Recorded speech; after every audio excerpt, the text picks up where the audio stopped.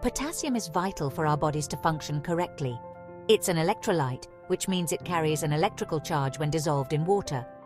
This electrical charge is crucial for many bodily functions, but it's especially important for our hearts.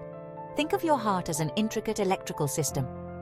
Potassium acts as the conductor, ensuring the smooth flow of electrical signals that control your heartbeat.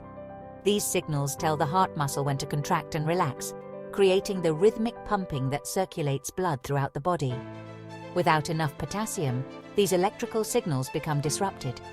The heart can start beating irregularly, a condition known as an arrhythmia. When potassium levels drop significantly, the heart's electrical system can go haywire.